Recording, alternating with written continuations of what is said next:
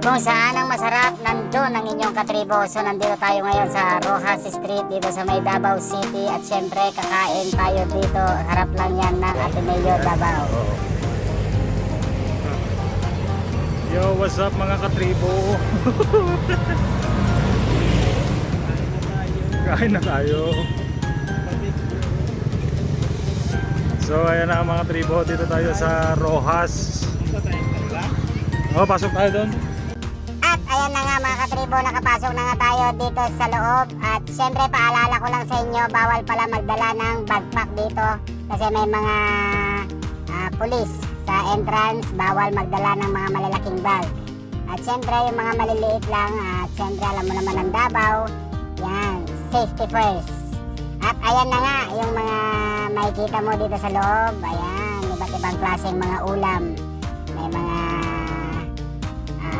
pusit, siyempre mga street food, at ayan, chicken skin.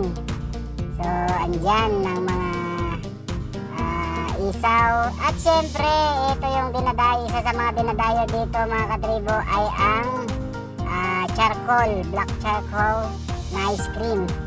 At siyempre bumili na rin tayo mga katribo. Ang in-order ko ay charcoal at avocado. Pwede mo palang paghaluin mga katribo. Pwede kang charcoal lang at saka may durian din na flavor. So ayan na si Katupo, kumakain na. So ayan na nga, dito na kami sa pwesto namin. Nakahanap na kami ng pwesto. At syempre kakain na tayo mga katribo. Ayan na nga ang in-order ko, chorizo. Ayan, kain tayo mga katribo. Unang subo para sa inyo mga katribo. Ayan, hindi halatang gutom yan mga katribo. So ang sarap.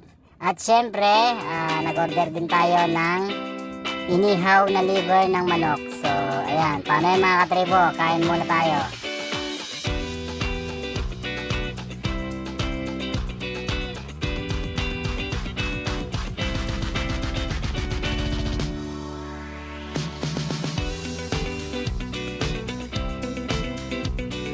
Yan, kumuha din pala tayo ng seaweed.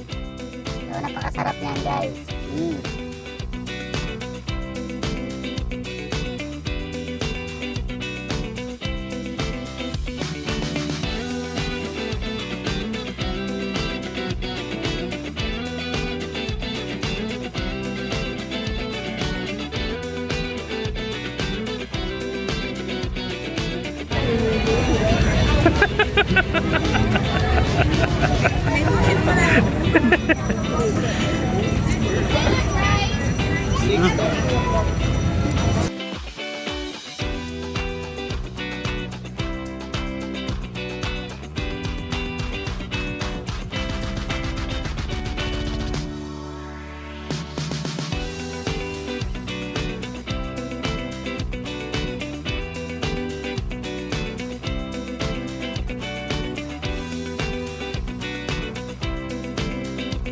Ito nga mga katribo, may bago sila dito, ang Dragon's Breath.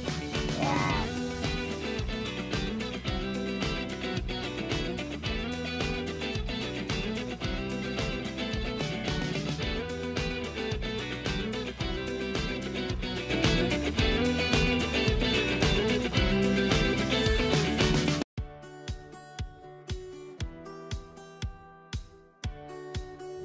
At ayan na nga mga katribo, nandito na kami sa labas. Ito yung labas ng exit ng Rojas Night Market. At syempre may nadaan nga na tangke. So ayan, ganyan ka-safe dito sa Davao mga katribo. So paano? Thank you for watching. Salamat!